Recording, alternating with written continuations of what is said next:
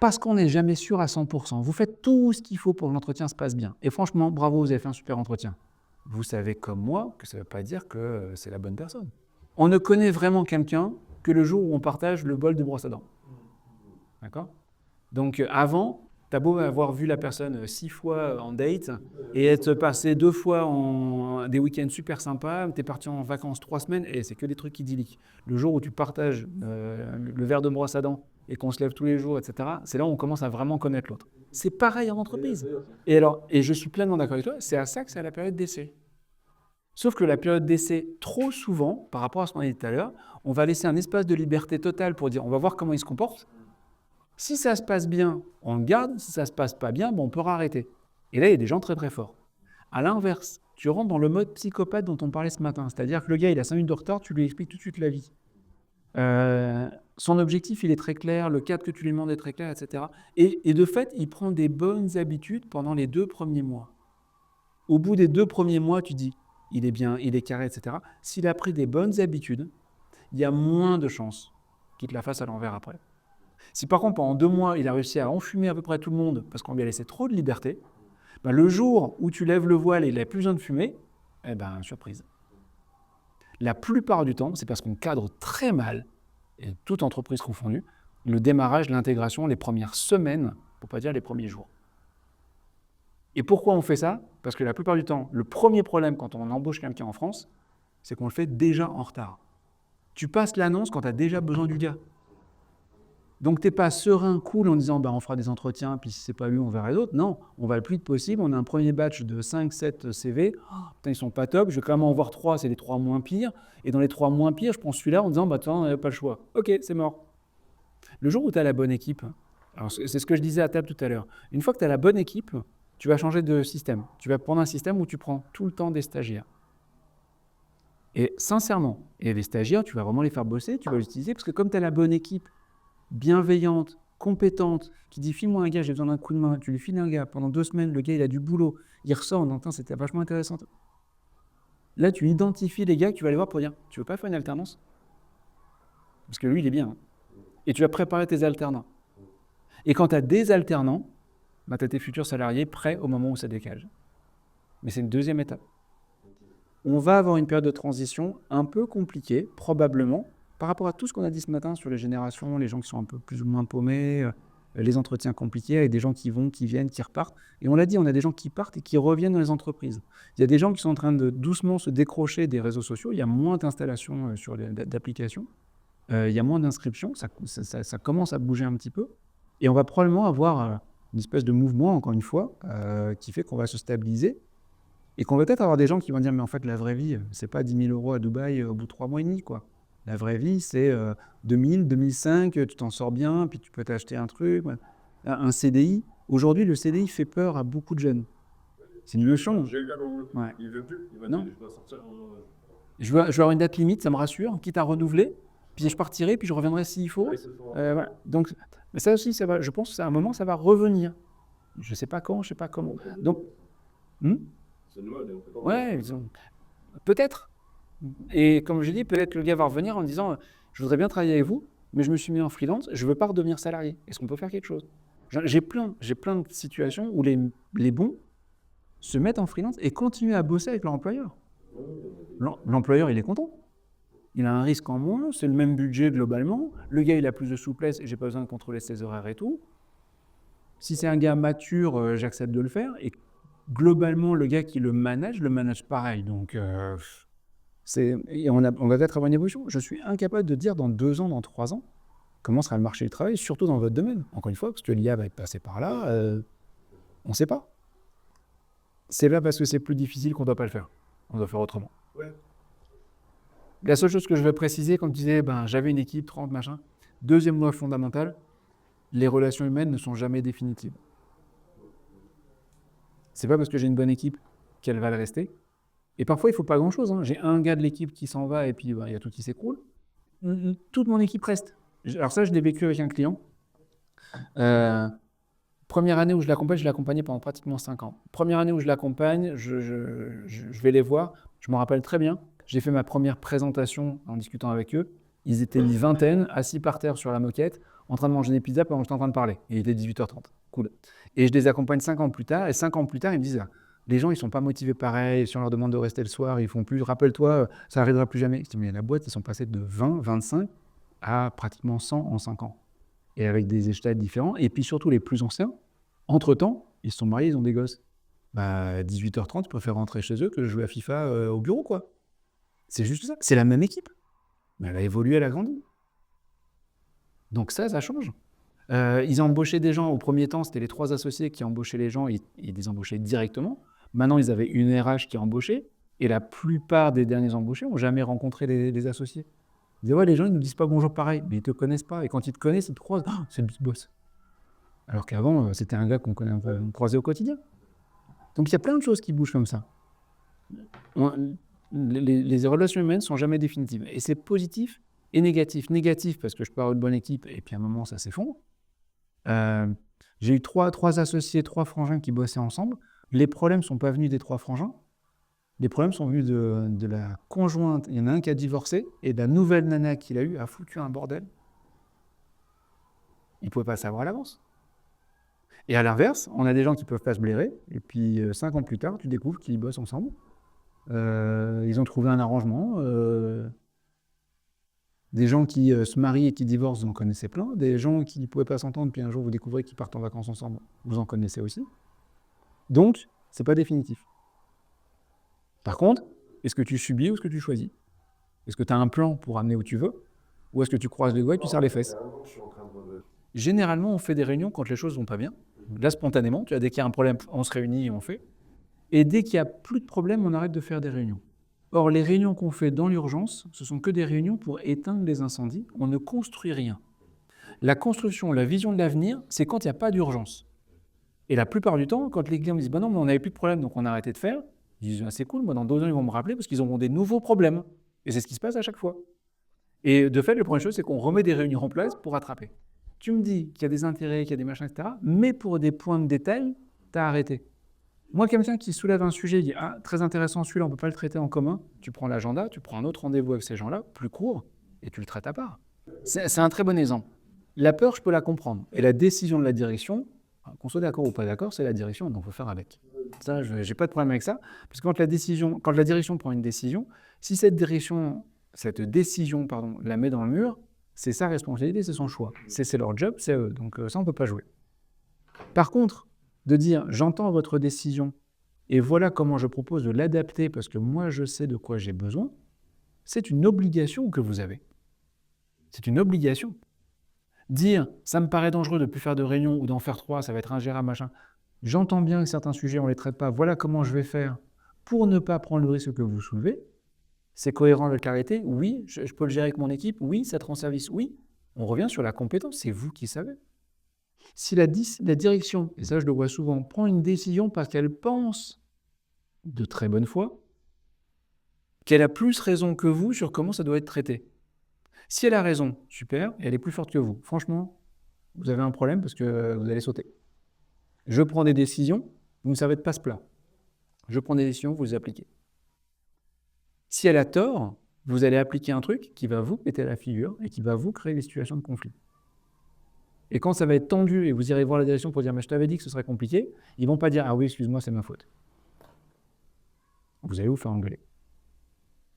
Donc vous devez défendre votre position et votre compétence. J'entends ce que tu me demandes, je le crois, je le partage, ok. Je ne le partage pas, j'explique pourquoi, et je m'y plie ou pas. Hein. La visibilité, après, c'est de prendre. Exactement. Mais souvent j'ai des entreprises, des managers qui me disent « j'ai tel problème, je suis allé voir la direction, je leur ai posé le problème, la direction m'a donné une solution. » Je dis « mais t'en penses quoi de la solution ? Je l'aime pas, je le partage pas, mon équipe est contre. » Je dis « alors, t'as dit quoi ? » Rien, c'est la direction qui a décidé. Vous créez une situation de conflit. Par contre, comme tu dis, venir avec des propositions, des idées qui te tiennent, tu augmentes les chances qu'il fasse un choix qui te convienne, tu te simplifies la vie et tu te valorises auprès de la direction qui dit « c'est cool, quand il vient avec un problème, il me propose des solutions, on a juste à trancher entre deux. Moi, je trouve que c'est bien, je sais pourquoi je le paye et toi, tu es content parce que la décision qu'ils ont tranchée, c'est une des tiennes. T'as moins de surprise. Mais s'il vous plaît, gagnez en compétences, marquez votre compétence, qu'on vous connaisse et qu'on vous reconnaisse en tant que tel. Donc là, voilà, ton exemple, il était bien pour ça. Et je pense qu'il faut que tu le remettes en place en disant, c'était une période de transition, on a besoin d'eux, voilà ce que je propose. Et tu le refais. Tu le dis toi-même dans tous les mots que tu as utilisés. Je regrette, c'était utile, j'en ai besoin. Vas-y. En management, le plus dur, c'est pas de mettre les idées en place, hein, c'est de les garder, c'est de les tenir. Avoir des idées, tu peux en avoir tous les 3 jours. Et quand on met tous les 3 mois des nouvelles, des différentes, au bout d'un moment, ton équipe, elle en a ras-le-bol parce que tu changes d'avis tout le temps. Quand par contre, tu mets un truc en place, que tu le suis, le cerveau humain déteste les surprises. Il n'y a pas de bonnes ou mauvaises surprises. Toutes les surprises sont mauvaises pour le cerveau. Donc quand tu annonces ce que tu vas faire, que tu tiens le cadre et que tu fais ce que tu as dit, tu rassures tout le monde. Quand tu ne préviens pas, quand tu fais au cas par cas, etc., tu crées de l'inquiétude. Donc mettre des choses en place, un rituel, c'est super important. L'entretien annuel, on pourra en parler lors des différentes discussions, on pourra. Et même, je mettrai accès à la plateforme s'il faut. Quand tu dis, c'est un moment où, pour beaucoup de gens, c'est le moment... pour beaucoup de gens, c'est le moment où on va nous donner les objectifs de l'année. Et c'est le moment où on va discuter le salaire de l'année. L'entretien annuel, c'est ni l'un ni l'autre. C'est absolument pas ça. Définir les objectifs de l'année, c'est une réunion de travail, c'est pas l'entretien annuel. Et le salaire, en fait, ça va dépendre de l'entretien annuel. L'entretien annuel, c'est un moment où on prend les résultats de l'année et les compétences de la personne et on regarde pourquoi il a fait ou pas fait les résultats, non pas pour le sanctionner, mais pour voir les compétences qui lui manquent. Et quand tu as quelqu'un qui n'a pas les compétences, qui le reconnaît, qui veut bien se former, etc., c'est très bien. Alors en attendant, si après derrière il veut me demander une augmentation, il va falloir qu'il m'explique comment je l'augmente alors qu'il n'a pas déjà les compétences pour le job. Si par contre, il a toutes les compétences pour le job et qu'il veut une augmentation, regardons quel poste l'intéresse, comment on le forme pour le poste, parce qu'il n'aura pas une augmentation de salaire pour le poste que font les autres, ce serait encore une fois casser la règle. Si tu veux un meilleur salaire, tu prends une autre responsabilité, un autre job. Quel job t'intéresse? Comment je te forme pour ce job? Et quand j'ai la bonne personne interne formée pour le bon boulot, c'est super. Et de fait, lui doit grandir. L'idée, alors ça fait partie des choses qu'on doit en tant que manager discuter, expliquer. Après, l'autre est d'accord ou pas d'accord, hein. Mais il faut déjà expliquer. Et juste ce que j'ai fait. Pourquoi? Si la personne dit « je crois, je pense, j'espère », c'est gentil, mais donne-moi un peu d'arguments. Non. C'est ça le souci dans la... Classique, bien sûr. Tu es content de mon travail? Oui. Tu vois que je mérite une augmentation? Non. Tu mérites que je t'emploie tous les mois et qu'on te paye ton salaire tous les mois. C'est pour ça. On te paye ton salaire parce que tu fais bien ton travail. Si tu faisais mal ton travail, est-ce que tu garderais une femme de ménage qui fait la moitié du job et qui te demande le coût complet? La personne qui vous dit « je veux bien le faire en plus si tu me donnes plus », ça s'appelle un mercenaire. Ça arrive, hein. Ça, on sait. Et de fait, si tu as quelqu'un à qui tu as donné plus de fonctions, plus de missions, plus de responsabilités, ça veut dire qu'il est formé. Ça veut dire que si tu fais bien ton job, tu es capable de dire « lui, il est prêt pour tel poste ». Et à toi, en tant que manager, d'aller défendre en disant « j'aimerais bien qu'il prenne ce poste, qu'il prenne un encadrement, qu'il prenne un site différent, qu'il soit sur l'accompagnement de personnes ». Et toi, tu peux le défendre. Et tu dis, quand il va faire ça, il va créer de la richesse. Tu vas bon. En interne?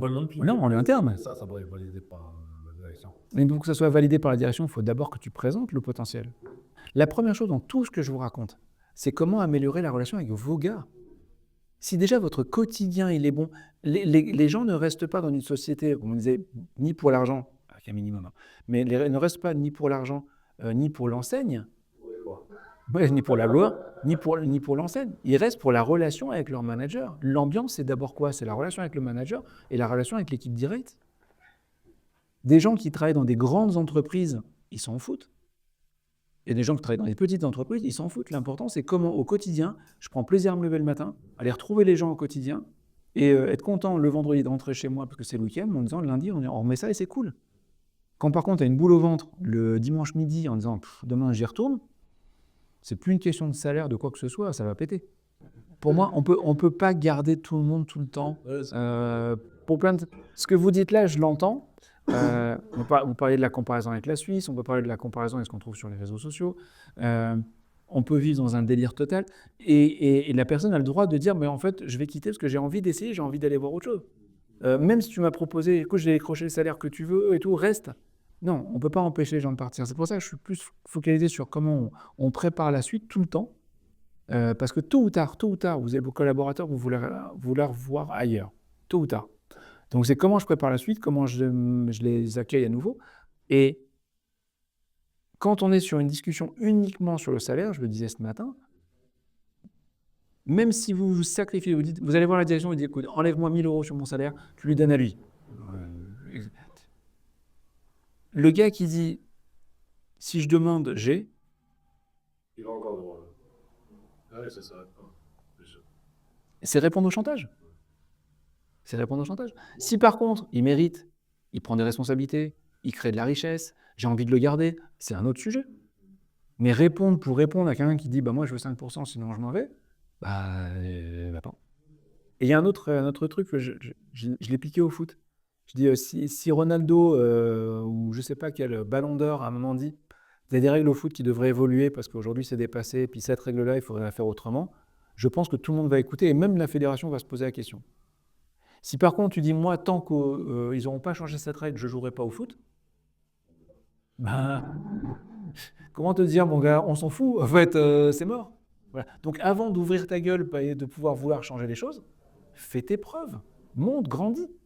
Et quand tu seras à un niveau où là tu dis, écoutez, si je m'en vais, ça va être une catastrophe, c'est ça ou ça, et des gens disent, ah, il n'a pas tort, c'est une bonne idée, on t'écoutera. Mais là, nous mettre le couteau sur la gorge, si vous ne m'augmentez pas, je m'en vais. Mais t'es qui toi déjà? J'ai oublié ton nom.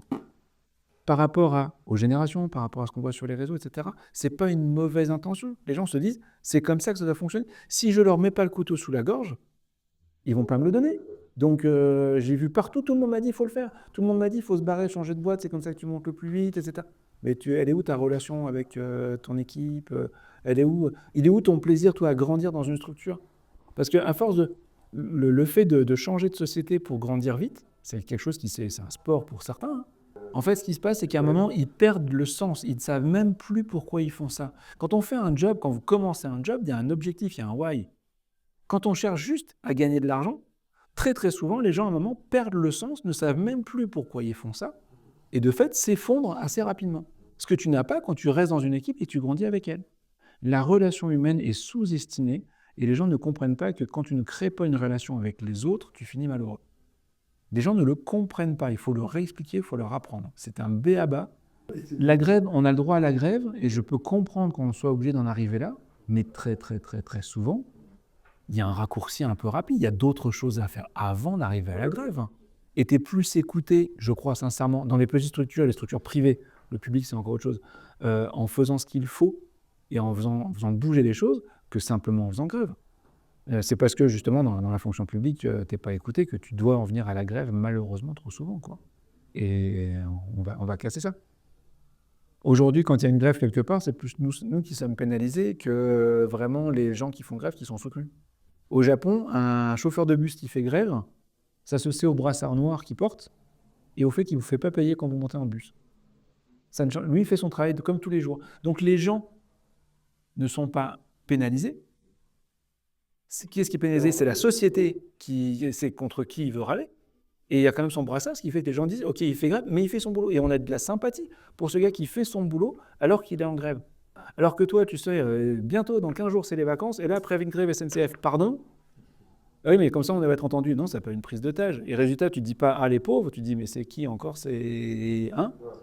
Et c'est contre-productif, c'est pas malin. Donc un collaborateur qui fait grève pour se faire entendre, il prend un risque. Un collaborateur qui fait le maximum et qui ensuite, quand on lui donne la parole en entretien annuel, se fait entendre, on l'écoute différemment. Et quand le très bon, il dit, bah, peut-être que je vais partir, on l'écoute d'autant plus. Quand le très mauvais dit, je vous préviens, c'est continu, je vais partir. Alors c'est par là. J'insiste, hein, les gens ont de bonnes raisons de faire ce qu'ils font. Ça ne veut pas dire que la raison est bonne, mais commencez par chercher. L'erreur de beaucoup trop de managers, c'est de vouloir régler les problèmes avant de les comprendre. Parce qu'on veut aller vite et que le comprendre, ça prend un peu plus de temps. Mais quand malheureusement on va trop vite pour le résoudre et qu'on n'a pas compris, ben, il revient. Jusqu'à ce qu'on ait trouvé la bonne solution. Et de fait, c'est du temps perdu alors qu'il vaut mieux se poser, dire qu'est-ce qui se passe, quoi, quand, comment. Et on va avoir des gens qui vont dire non, je ne te parle pas. Ça, je l'ai souvent aussi quand je fais des audits. À un moment ou un autre, on me dit bah, tu verras avec machin, bonne chance, l'audit il va être rapide, hein, lui, s'il ne parle pas. Et ben moi, c'est des gens que j'ai pendant 1 heure. Ils ne parlent pas aux gens qui ne les écoutent pas. Pour une fois qu'il y a quelqu'un qui les écoute, il se lâche. Hein. Combien d'avertissements il a eu? Écrit. Ça commence par là. Première fois, Au-delà des heures de moi sur le canon, donc c'est pas un avertissement. Un avertissement écrit. c'est comme ça déjà, les heures. Ouais, mais à un moment, il faut. Je ne vais pas dire mettre les gifles, hein, c'est une expression, c'est une façon de parler. Mais je veux dire, s'il n'y a pas une émotion qui est créée, ça, c'est un truc que j'ai compris maintenant. S'il n'y a pas une émotion qui est créée, le message ne passe pas, positif comme négatif. Et on a tendance, en tant que manager, à tellement aseptiser le discours que finalement, ça fait flop, quoi. Et donc, créer une émotion, parfois, c'est recevoir un courrier avec accusé de réception, en bonne et due forme, qui fait « Oh, là, il se passe un truc, quoi ». On rentre dans le légal. Parce que le manager doit, dans un premier temps, être cool, doit, dans un deuxième temps, recadrer, et à un moment, il dit « Ça me dépasse. Je t'ai expliqué les choses, je t'ai expliqué les règles, tu les connais? Oui. Tu les respectes pas? Oui. C'est plus mon job. Mon job, c'est de faire tourner le service. C'est tout. Point. Premier temps, t'expliques. Première fois où ça arrive, tu le gardes entre quatre yeux, à l'oral. Comme tu dis, si t'es gentil, tu refais une fois, et là, tu fais un écrit. Voilà. Et la quatrième, ça doit être un avertissement. Là, son exemple, c'est pas quelqu'un qui a juste 10 minutes de retard. Tu sais adapter, puis tu vois les heures que tu lui as données, tu as été très, très gentil et très, très généreux. Moi, premier exemple, le gars, il dit « Ouais, mais j'habite loin, c'est compliqué. » T'habitais loin avant de signer ton contrat ou pas? T'as déménagé? Non? Bah, je vois pas en quoi ça me concerne, en fait. Tu le savais en signant. Tu le savais en signant. De fait, moi, j'ai de plus en plus d'entreprises qui refusent quelqu'un en disant « Non, vous habitez trop loin. » Point. C'est notre cas aussi. Parce que c'est un gérant. Un réflexe qu'on n'a pas avec le retard. C'est un exemple du retard qui est très bien. Un réflexe qu'on n'a pas. J'ai un collaborateur qui a 10 minutes de retard. Tu vois, je peux prendre... Non, 10 minutes, c'est 10 minutes. On peut dire à quel point 10 minutes, c'est 10 minutes. Donc 10 minutes, je vais aller voir pour dire pourquoi tu as 10 minutes. Ah, compliqué, le tram, je pensais que je pouvais... Ok, ça arrive une fois, c'est exceptionnel. Tout le reste de la semaine, tout le reste du mois, il est à l'heure. On n'en parle même plus, ça arrive, ça s'appelle un accident, on peut tous l'avoir. En effet, ça se répète un peu trop souvent. Bon, bah, très très vite, dès la deuxième ou troisième fois, il revient en retard dans la même semaine. Je vais lui demander qu'est-ce qui s'est passé. Ce qu'on ne fait pas, c'est que le lendemain, quand il n'a pas 10 minutes de retard, mais 5 minutes de retard, qu'est-ce qu'on fait tous? Il n'a pas 10 minutes de retard, il a 5 minutes de retard. Au mieux, on ne dit rien. Ça va, on ne dit rien. Au mieux, on le défonce. Non, attends, je t'ai dit d'être à l'heure, tu as encore 5 minutes de retard. On ne dit jamais merci pour les 5 minutes gagnées. Je compte sur toi pour que demain, on soit à l'heure. Et on ne l'encourage pas. Le gars fait un effort et on ne l'encourage pas à continuer son effort. Il a fait un effort et il se fait à moitié défoncer. Mais la question, c'est d'accord. Voilà. Si, il avait 10 minutes. C'est venir à telle heure, tu iras à telle heure. Alors, je te fais un autre parallèle. Je reviens dessus. J'ai ma fille qui vient avec un 5 en maths. Et je lui dis, fais un effort, fais un 5, c'est pas suffisant. Et elle va revenir avec un 7, avec un sourire en disant, tu vas être content, j'ai progressé. Comme moi, j'ai été éduqué par mes parents et que c'était pas toujours le meilleur exemple, dans ma tête, je me dis pas, oh, super, elle a pris 2 points. Je suis plutôt à me dire, en dessous de 12, je m'en parle pas, en fait. Et je vais pas avoir l'attitude d'encourager.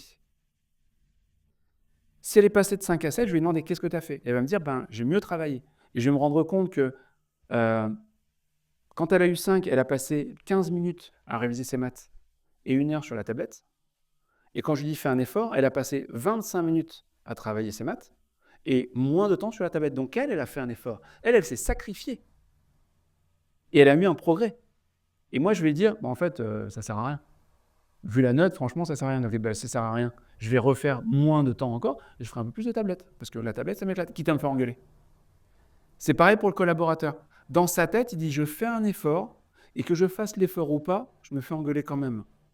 Autant que je prenne 5 minutes de plus pour déposer mon gamin à la crèche, ou 5 minutes de plus au lit, ou que je me prenne... Enfin, quelle que soit sa raison, de toute façon, je vais me faire engueuler.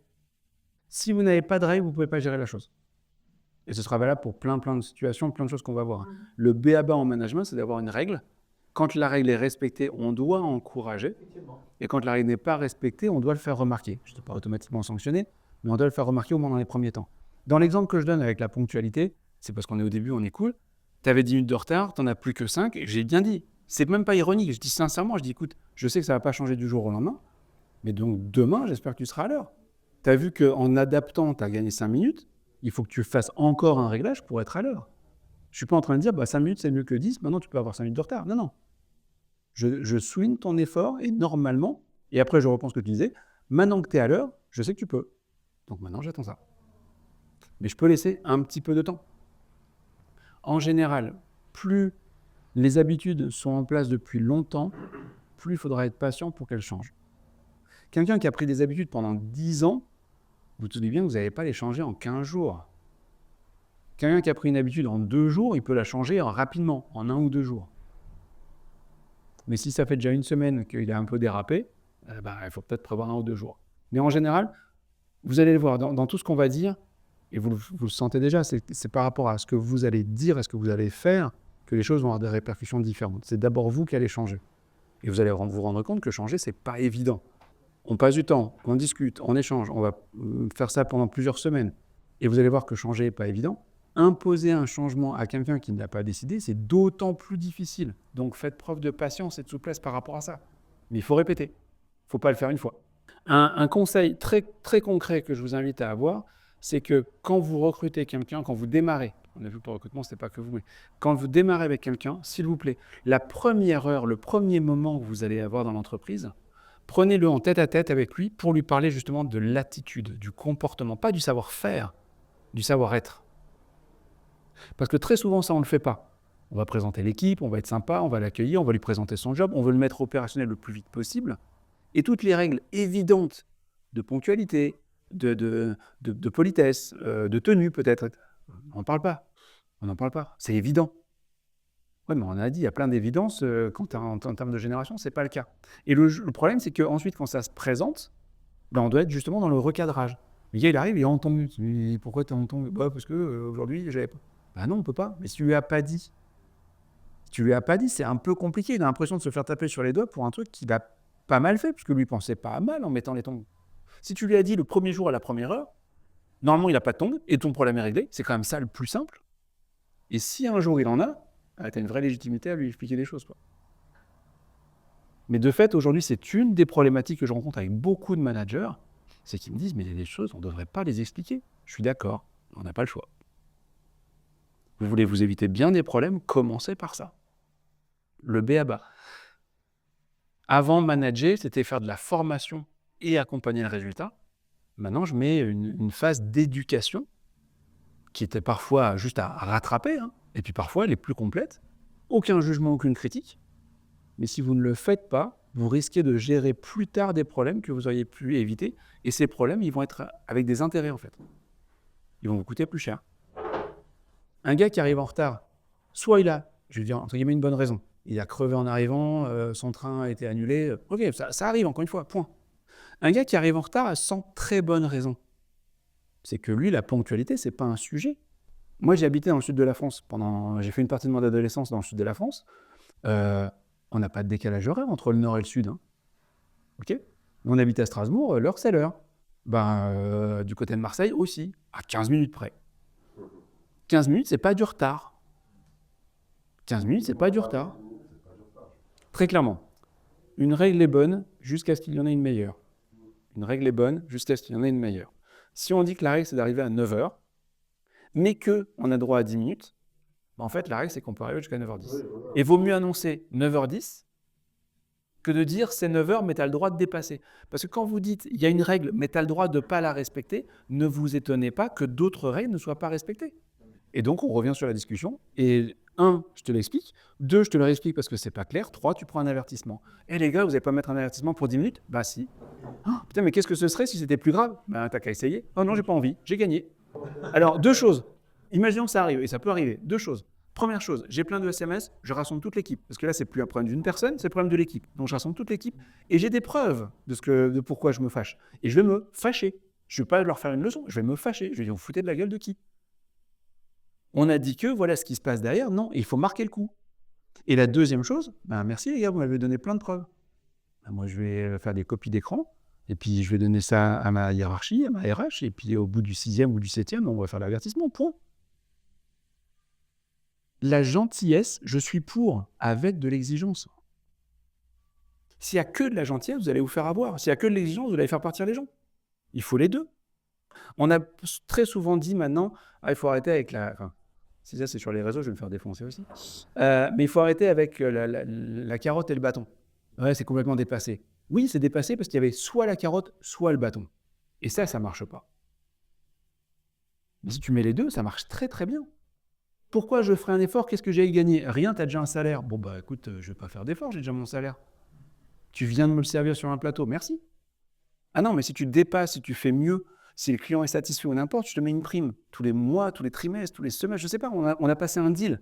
On a quand même des systèmes dans des entreprises que j'ai, avec qui je travaille, il y a des systèmes de primes pour la ponctualité, c'est-à-dire qu'on a filé une prime pour les gens qui sont à l'heure. Je dis, mais attendez, mais on arrête ça. On a 4 indicateurs. Je ne vais pas filer une prime pour quelqu'un qui est à l'heure, comme tu dis, etc., pour faire un levier ou quoi que ce soit. Quelqu'un qui n'est pas à l'heure, je le vire. Quelqu'un qui ne respecte pas les règles en général, heure ou pas, quelqu'un qui ne respecte pas les règles, je le vire. Il y a des règles. Si on a mis des règles, c'est pour le fonctionnement de l'entreprise, c'est pour les bénéfices de l'intérêt de l'entreprise. Est-ce que quand ton fils sera plus grand, tu lui donneras de l'argent de poche parce qu'il n'a pas eu 0? Ah, on t'a bugué là. Bah, c'est ce que tu es en train de me dire. Tu as été à l'heure, donc tu n'as pas été en retard, tu as une prime. Parce que tu n'as pas été en retard. C'est la faute de la Oui, bien sûr, bien sûr. Mais celui qui est resté 15 minutes de plus, toi, tu peux rester 15 minutes de plus et tu peux gagner 100 € de plus. Tu es très content. Moi, le problème, c'est que je dois chercher mon gamin à la crèche, donc je ne peux pas gagner ces 15 € de plus, ces 100 € de plus. Je suis très, très déçu, ça m'énerve beaucoup. Et tu vas créer un autre problème. Alors que si le gars a fait son boulot, ni toi ni moi n'avons à rester 15 minutes de plus. Et c'est ça que je veux, en fait. Je veux un équilibre. Je veux pas que des mecs rattrapent ce que les autres ne font pas. Et de fait, qu'est-ce qu'on veut? On veut pas un collaborateur qui accepte de rester 15 minutes de plus. On veut un collaborateur qui arrive à l'heure. En fait, encore une fois, on revient sur ça. Hein. On arrive en décalage, c'est pas... Exceptionnellement. Et je pense qu'on est tous humains et, encore une fois, gentils. Un collaborateur qui m'appelle, même 5 minutes avant, en me disant, écoute, je suis désolé, j'ai raté, je fais une sieste.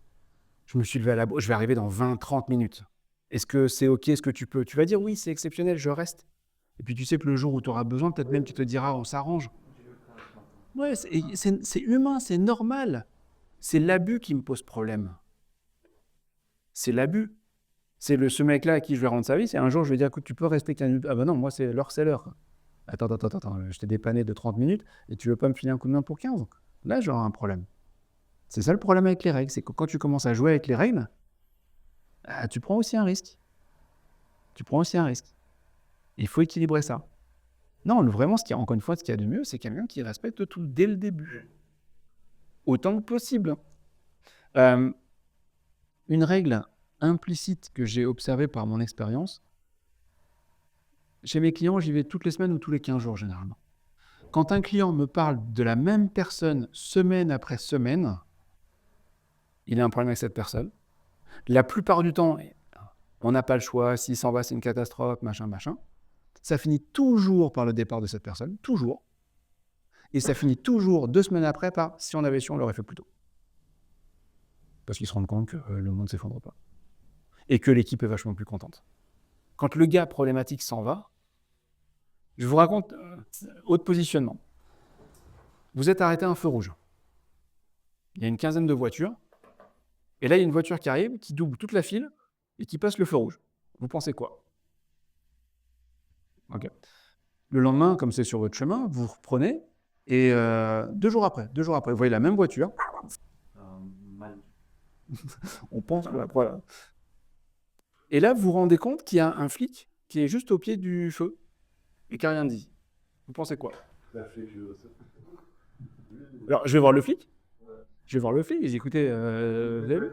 Et il dit, alors je le connais, c'est pas quelqu'un de ma famille, non, je le connais, je l'ai déjà arrêté une fois, j'ai discuté avec lui, il le fait pas toujours. Vous avez vu d'ailleurs, il y a des matins il s'arrête, il y a des jours il s'arrête pas, mais il le fait pas. Il le fait pas à chaque fois, s'il le fait, c'est qu'il a une bonne raison. Le lendemain, je le fais. Et qu'est-ce qui se passe si le flic il m'arrête? Voilà. Et ça va être compliqué. Je vais pas dire oui monsieur, je prends l'amende. Il va falloir Eh bien, cette position du flic, c'est le trop gentil manager qui trouve une excuse au fait que la règle, elle n'est pas respectée. Et qui ensuite va avoir des problèmes avec les autres qui disent moi je respecte pas, mais pourquoi je la respecte? Et je l'amène comme ça parce que très très très souvent, il y a de bonnes raisons pour être cool avec le collaborateur, sauf que quand tu es assis dans la voiture, parmi les autres voitures, tu vois pas ça comme un côté cool, tu dis juste, c'est qui ce mec qui fait pas son job? Quand on tolère un mauvais comportement, on manque de respect à tous les autres qui respectent la règle. Et tôt ou tard, ils te le rappellent. Quand tu vas aller demander un coup de main en disant tu peux faire le de lui? Ah non, mais non. Pour un autre, je veux bien rester plus longtemps et filer un coup de main. Lui, non. À l'inverse, tu prends du temps avec ceux qui méritent, tu les accompagnes, tu les encadres, tu les valorises, tu les soutiens, tout ce qu'il faut. Tôt ou tard, soit le gars en question problématique va avoir des problèmes de résultats. Et là, tu as des choses chiffrées aussi pour dire, tu verras ça avec la RH. Hein. Mais pendant que lui fait des conneries, le développement que tu as avec le reste de l'équipe, déjà, c'est bon pour ta santé mentale. Et tu fais de bons résultats. Meilleurs que si tu passes ton temps à gérer ce gars-là avec les autres qui sont un petit peu plus en roue libre ou qui apprennent un peu de relais. Tu peux même compenser le déficit. Je sais faire la différence entre la personne et la fonction. Je sais faire la différence entre la personne et la fonction. Je peux apprécier quelqu'un et lui dire ses 4 vérités, parce que dans sa fonction, il ne fait pas le boulot. Et quand il ne fait pas son boulot, il pénalise le reste de l'équipe, donc ce n'est pas admissible. Et je peux en effet être ami avec lui après, même si j'ai dû le virer. Ah oui, surtout pour lui, pas pour moi. On est totalement d'accord, 100%, j'ai rien à ajouter. Si ce n'est que je vais tout faire pour qu'il rentre dans les rails. J'ai bien dit, tout faire pour. La seule sortie, c'est ce que je dis, c'est la sortie par le haut, c'est-à-dire il rentre dans les rails. Et quand j'ai tout fait pour, que je l'ai accompagné, suivi, piloté, cadré, et qu'il réussit, on est content. Moi, je me suis débarrassé d'un problème. J'ai un collaborateur compétent, motivé, présent. J'ai fait une économie sur plein de choses. Et quand j'ai fait tout ça et qu'il n'arrive pas à suivre, c'est lui qui pose sa démission. Dans 90% des cas, il dit stop, arrête. Je prends un gars pour aller l'entraîner, il n'a pas les résultats qu'il faut, je dis ok, on va doubler les entraînements. Mais attends, j'y arrive pas. Oui, t'es pas le niveau, donc on va doubler les entraînements. Le gars qui est motivé, il le fait, et donc il a les résultats. Le gars qui t'explique que tu comprends, c'est fatigant, donc il viendra à un entraînement sur 2, mais je dis, on va vite arrêter. Soit tu viens, tu fais, soit t'arrêtes. Et c'est eux qui disent, c'est comme ça, j'arrête, je change de club. Change de club. C'est ce que j'ai entraîné. Il part pas. En fait, il part pas, et le problème est Pourquoi il partirait? pour gagner plus. Non. Alors, je répète, pourquoi il partirait? Pour l'instant, il bosse pas trop et il gagne un salaire confortable pour lui en attendant de trouver mieux. Pourquoi il partirait? Il n'a pas de raison de partir vite. Et donc, tu vas dépendre, son départ et ta santé mentale va dépendre du job qu'il va trouver ailleurs. Vu l'attitude et le comportement, il n'est pas prêt de le trouver. Ça m'est arrivé, moi, de demander... Alors, attention, mon cadre particulier, je ne connais pas ton équipe, etc.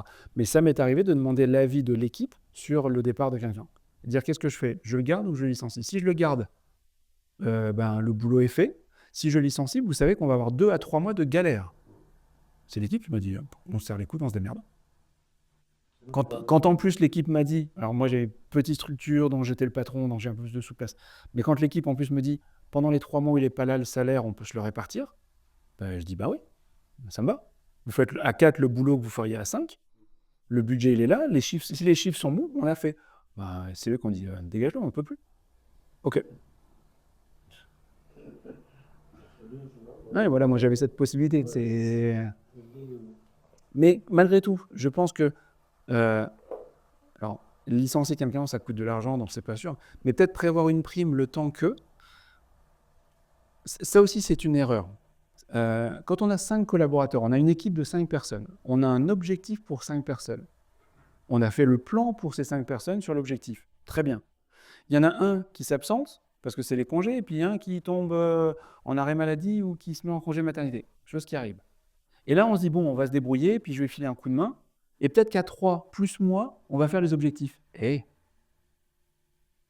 si vous arrivez à faire les objectifs à 3,5 qui étaient prévus pour 5, moi, je suis votre patron, j'embauche personne. Hein.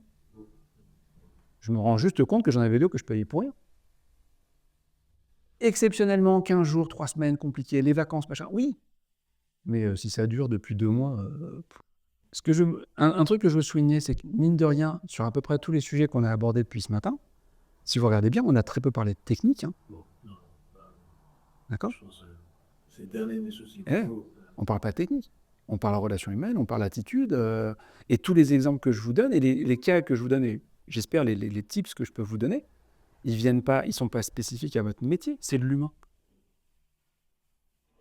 Donc aujourd'hui, la difficulté que vous allez le plus avoir, c'est lâcher le technique pour prendre cette hauteur. Ce que tu me disais à table, hein, là c'est bien, on a un arrêt sur image, on peut réfléchir un peu, prendre un peu de recul. Quand on est dans le quotidien, c'est compliqué. Mais regardez, là, vous avez des choses qui vous paraissent plutôt évidentes, j'en suis ravi. Mais si tu n'as pas d'abord cette évidence, la mise en pratique, tu ne le fais jamais. si tu ne prends pas un moment pour réfléchir à ce qui serait bon, vers quoi il faut tendre, l'attitude que tu dois avoir, et tu dis, OK, donc ma priorité, c'est de m'occuper de ce cas particulier pour m'en débarrasser, parce qu'après, on pourra faire autre chose. Si tu te dis, dès que j'ai le temps, je le fais, en attendant, il faut que je traite le quotidien, tu n'auras jamais le temps. Plus on monte haut dans la hiérarchie, plus on doit se concentrer sur l'avenir. Vos collaborateurs, schéma de ce matin, vos collaborateurs, ils sont là pour gérer le quotidien. Souvent, j'aime bien dire, j'ai mes opérateurs sur le terrain. Mes opérateurs, leur espace-temps, leur vision, elle est sur la journée et peut-être celle de demain. Donc c'est le jour J plus 1, plus ou moins 1. Et puis au-dessus, j'ai un manager qui peut être un contremaître.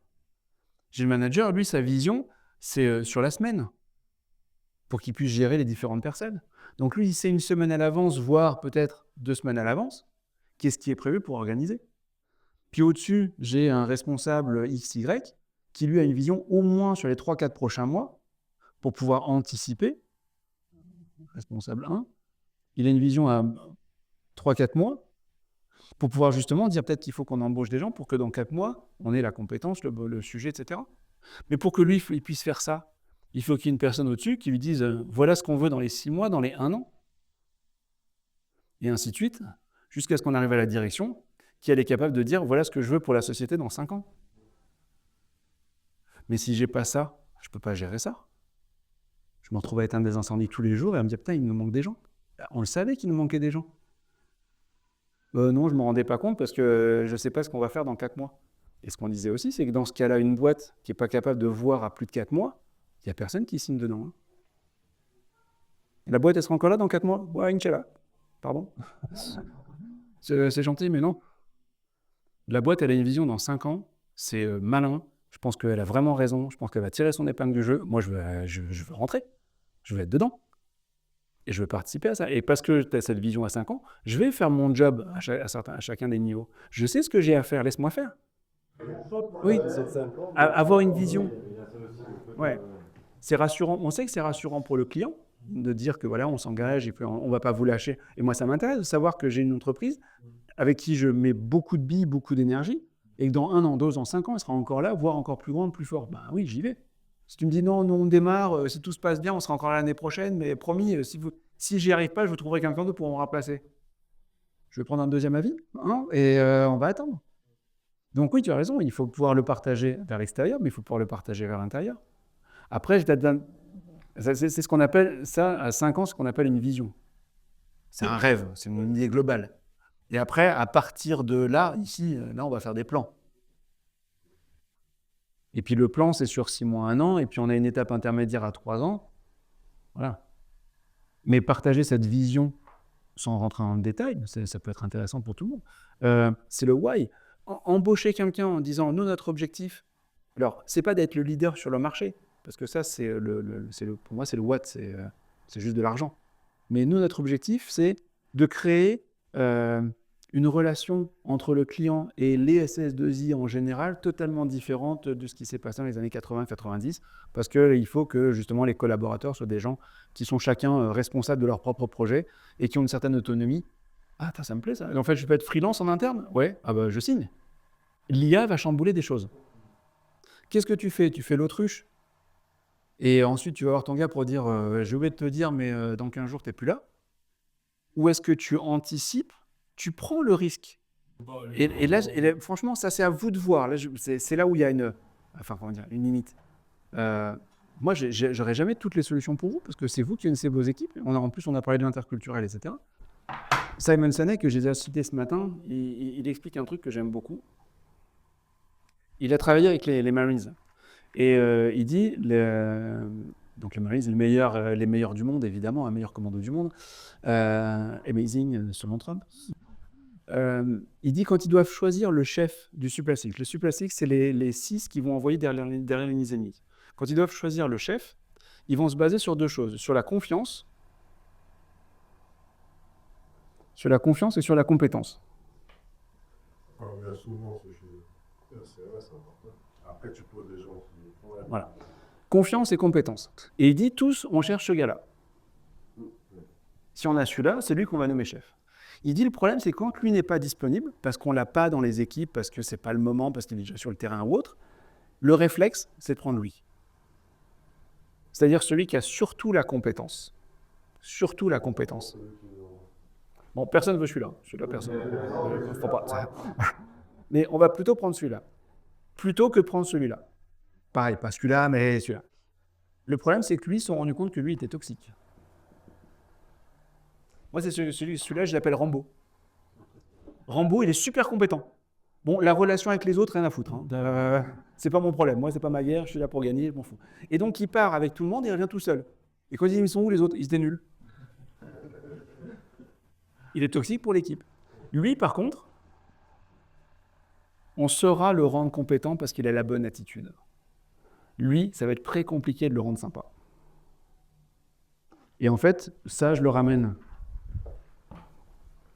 à deux choses importantes. Savoir-être et savoir-faire. Et quand je fais un recrutement, moi aujourd'hui, je préfère celui-là à celui-là. Pourquoi on s'intéresse tellement au savoir-faire? Parce que ça, on sait le mesurer. Années d'études, années d'expérience, nom des clients. Savoir-faire, on sait le mesurer. Certificat, tout à fait. Le savoir-être, c'est plus compliqué à mesurer. Donc on se base là-dessus parce qu'on se protège. Et tu prends celui-là. Et celui-là, dans le technique comme le vote, il y en a quelques-uns qui traînent quand même. Des mecs qui sont, je ne vais pas dire autistes, le terme est un peu fort, mais qui techniquement vont être très très bons. Pourquoi ils sont techniquement très bons?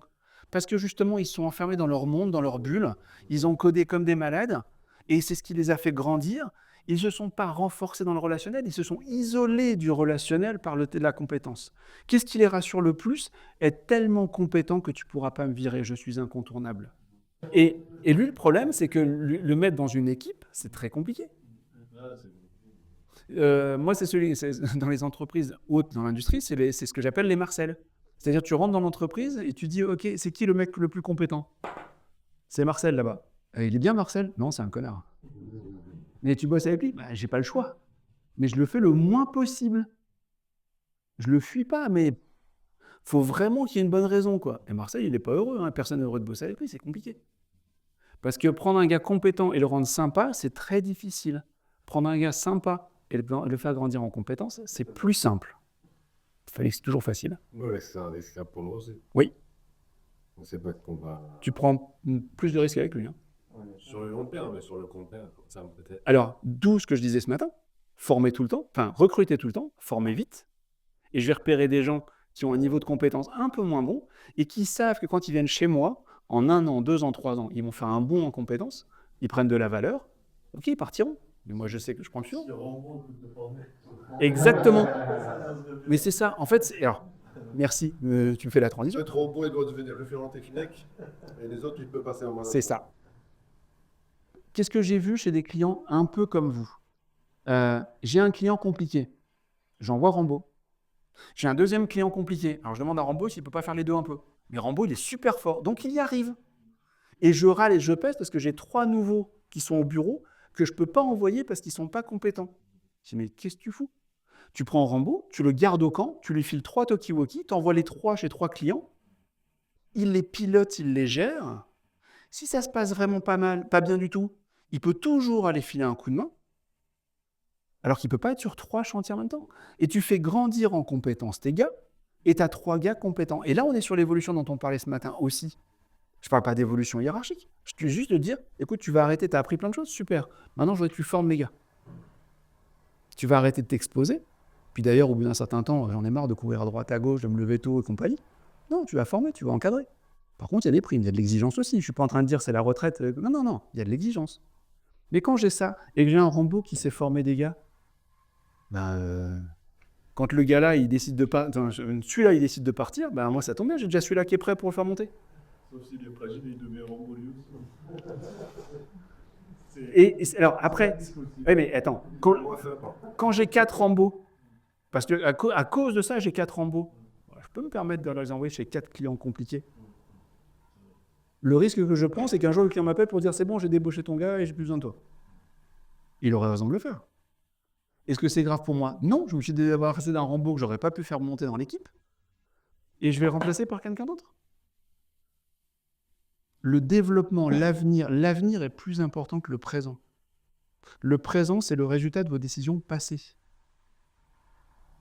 Donc si on se concentre aujourd'hui sur ce qu'on veut demain, on risque d'avoir moins de problèmes demain qu'on en a aujourd'hui. Mais ça, alors c'est super simple à dire dans une salle ici, hein, je suis d'accord. Mais si chaque semaine vous posez la question de dire comment s'est passé la semaine dernière, comment s'annonce cette semaine, qu'est-ce que j'aurais pu faire, dire la semaine dernière pour avoir une meilleure semaine là, je vous assure, vous faites ça toutes les semaines, vous allez prendre des décisions qui vont vous surprendre et vous allez changer des choses. C'est ce que vous allez changer qui va compter. C'est pas ce que vous faites. Je ne doute pas que vous faites de votre mieux. Mais j'entends bien que votre quotidien, il n'est pas encore top. Donc, il y a peut-être des choses à améliorer. 80% de ce que vous faites est bien. C'est un paradoxe injuste. Si vous faites 100% de tout ce qu'il faut faire, vous avez une chance d'obtenir 100% du résultat. Parce que vous savez comme moi que même en faisant 100%, on n'est pas sûr de tout avoir. Si vous faites 90% de tout ce qu'il faut faire, vous n'avez aucune chance de faire 100%. Mais ce qui n'est pas juste, c'est que vous n'allez même pas faire 80% du résultat. Si vous faites 70% de ce qui est prévu, vous allez avoir que des galères et vous ne ferez même pas 50% du résultat. Ce n'est pas proportionnel. Donc il faut tout le temps chercher à faire 100% pour avoir une chance de développer. Et la plupart des entreprises ne vont pas bien parce qu'elles font entre 80 et 100 en fonction des situations, des contextes, des collaborateurs qui sont en forme, etc., etc., etc. Et qui ont une phrase qui pour moi est révélatrice, qui est « j'avais pas le choix ». Quand j'entends cette phrase, pour moi c'est un indicateur direct. Quand quelqu'un vous dit « j'avais pas le choix », c'est qu'il sait qu'il faisait une connerie. Si tu regardes bien, on l'a embauché, bah, tu comprends, on n'avait pas le choix. Tu n'as pas fini ta phrase encore, tu n'as rien dit, il était déjà dit, on l'a embauché, mais on n'avait pas le choix. Oh, je sens que ça va être fun. Et pourquoi? Bah parce qu'on n'avait pas beaucoup d'offres, alors on a pris ce qu'on avait. Donc tu savais qu'en le prenant, tu allais galérer plus tard. Pour éviter un problème tout de suite, tu t'en es fait un plus tard. C'est un choix. Oui, il faut ça. Je sens qu'on me prépare bien le terrain. On me prépare bien le terrain. Et super technique. Super technique, il faut juste le cadrer. Voilà, je le sens bien. Rambo, voilà, ça va être leur surnom maintenant. L'auteur est inconnu, mais j'aime beaucoup cette citation qui dit en gros celui qui ne veut pas former. Non, c'était quoi? Oui, mais si on les forme, c'est une discussion entre deux personnes, si on les forme et qu'on ne les garde pas, ça risque de nous coûter cher. Et l'autre lui répond, oui, mais si on ne les forme pas et qu'on les garde, ça risque de nous coûter encore plus cher. Et je trouve ça tellement vrai, en fait. Et ce côté de dire, ouais, mais si on forme des gars qu'on passe notre temps à former pour qu'ils partent, ça ne vaut pas la peine. Si vous passez votre temps à former des gars qui ne restent pas, c'est que votre relation avec eux ne leur donne pas envie de rester. Donc ils prennent la formation, ils sont ça, c'est votre problème. Si par contre, vous faites grandir des gars qui en plus s'éclatent chez vous, ils vont rester. Hein. Je suis client. Vous me parlez de clients qui ont des enjeux assez importants. D'accord ? J'entends bien que si on est sur de la fonction publique, des décideurs où il y a un budget, c'est très discutable. Mais je suis un client lambda, assez important, qui a des enjeux importants. Et vous me garantissez qu'en travaillant avec vous, j'aurai moins de problèmes avec d'autres. Ça a de la valeur, ça. Hein, et si j'en ai la certitude et la confirmation, mais moi, je reste avec vous. Un truc que je dis, l'exemple le plus simple pour les femmes. Quand j'ai des femmes, je leur dis, quand vous achetez des produits beauté, vous achetez les moins chers. À votre avis, elles me répondent quoi? Évidemment non, certainement pas. Les mecs, quand vous achetez une voiture, vous prenez le premier prix. Oui, donc pas le premier prix. Tu vas trouver des excuses qu'on pense. Le prix, c'est une information, c'est important. Mais si on vous achète parce que vous êtes les moins chers, on va vous acheter quelqu'un d'autre à un autre moment et vous ne pourrez jamais vous développer. C'est parce qu'on va chercher le plus et qu'on a quelque chose à vendre en plus qu'on fait de la marge. C'est dans la marge que vous allez gagner de l'argent, c'est pas sur le chiffre d'affaires. Être celui qui vend le plus, mais qui ne fait pas de marge, vous travaillez toujours plus pour gagner la même chose. C'est quoi l'intérêt? Travailler moins pour gagner plus, ça c'est intéressant. Mais de fait, ça veut dire qu'à tout niveau de notre échelle, il y a peut-être des positionnements à discuter. Travailler plus pour gagner plus. Alors ça, c'est un choix personnel. Bah, surtout que alors dans la fonction publique, je pense qu'il y a un vrai sujet, tu vois, sur le travailler plus pour gagner plus. Bah déjà, travaille plus, s'il te plaît. Voilà. Mais tout irait mieux. Je partage d'autant plus que je crois sincèrement, c'est Freud. Freud disait que l'humain est fait pour deux choses, aimer et travailler. Alors, ça peut être un peu réducteur, mais aimer est la seule chose, comment je vais dire ça, qui se suffit à elle-même. On aime pour aimer, point. On ne travaille pas pour travailler, on travaille pour avoir de l'argent pour faire autre chose. Mais aimer, c'est aimer pour aimer. Et dans le travail, quand tu fais un travail, quel qu'il soit, hein, et que tu le fais bien, tu as une vraie chance de t'épanouir dedans. Le succès dépend de trois choses. Toutes les success stories, vous verrez, dépendent de trois choses. Un, le talent. J'ai un talent, j'ai un truc qui me plaît. Ça, c'est le côté qui me plaît. Mais ça ne suffit pas. Le deuxième élément qu'il faut avec le talent, c'est du travail. Et tous les sportifs te le démontrent. Tu as du talent, mais tu ne travailles pas, ah ben, tu vas jamais dépasser un certain niveau. Ouais, à un moment ou à un autre, tu en as un autre qui va te passer devant. Et tu as des gens avec moins de talent et plus de travail qui vont te dépasser. Talent et travail. Troisième élément, la chance.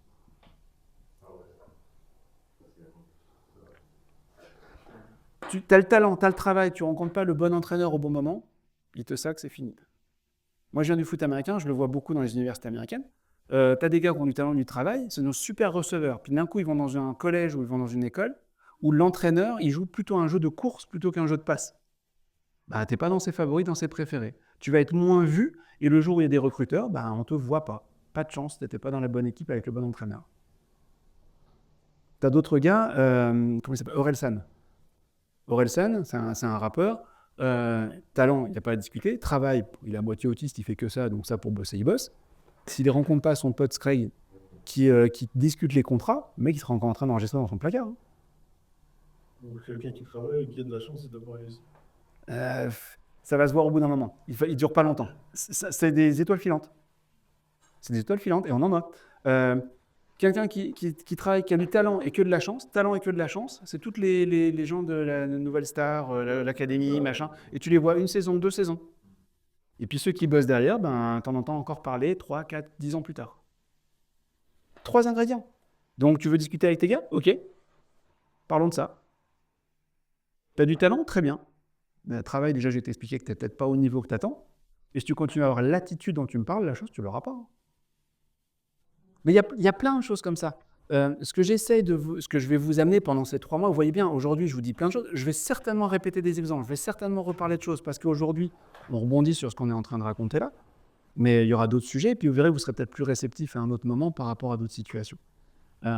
Mais en effet, notez des choses, et vous pouvez les utiliser, vous devez transmettre tout ça.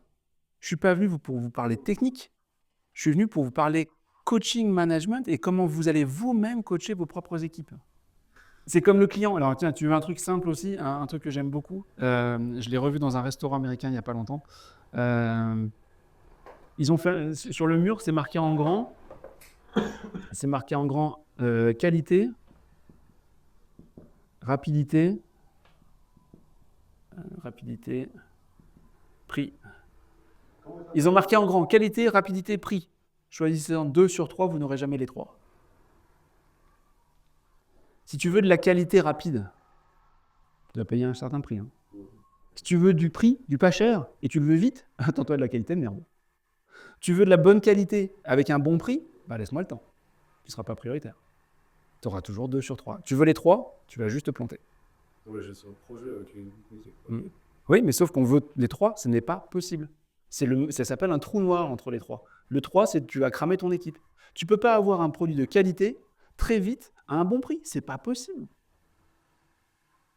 C'est pas possible. Et si tu te le vends, on te ment.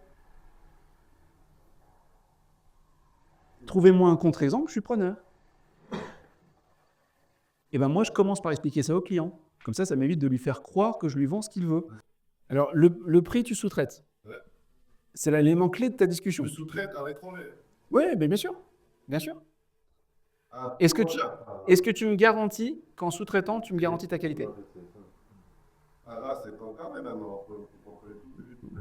Donc, l'énergie et le prix que tu vas mettre là, ou l'économie que tu vas faire toi, Tu vas te retrouver à faire des déplacements, des vols, des machins, ou peut-être embaucher 1 ou 2 personnes qui parlent la langue et qui connaissent la culture pour aller peut-être te faire enfumer. Bref, t'es pas gagnant. On peut y aller, moi je m'amuse avec ça, hein, pas de problème. J'attends le contre-exemple. Hein. Ça va toucher dans la rapidité. Les 3 ensemble, c'est pas possible. Exactement. Un salarié qui vient me demander de l'argent. Un salarié qui vient me demander de l'argent. Est-ce qu'il fait un travail de qualité? Première chose. D'accord? C'est la première condition. Il faut qu'il fasse un travail de qualité. Est-ce qu'il le fait suffisamment bien, suffisamment vite? Disons oui. Disons que oui, parce que sinon, c'est pas légitime. S'il fait le travail de qualité, qu'il le fait suffisamment vite, en fait, il ne fait que justifier ce que je lui donne comme salaire. Parce que le salaire, c'est pas pour ses beaux yeux, c'est pour un travail de qualité qui est fait dans les temps. Si tu veux un meilleur prix, un meilleur salaire, qu'est-ce que tu améliores? Tu améliores la qualité. Ça me fait plaisir. Tu fabriques des pièces pour une voiture ou n'importe. Tu les fais de meilleure qualité. Est-ce que je vais pouvoir les vendre plus cher? Si je ne peux pas la vendre plus cher, je ne peux pas te donner plus. C'est très sympa, c'est très bien. Tu fais moins de rebuts. Peut-être que si tu fais moins de rebuts, je vais peut-être pouvoir trouver un équivalent, enfin un avantage, et peut-être te le donner. Mais si tu ne fais pas plus de rebuts, c'est juste que c'est plus beau. Tu le fais plus vite. Si tu le fais plus vite, tu fais plus de pièces. Si tu fais plus de pièces, peut-être que je peux te donner plus. Mais les 3, c'est pas possible.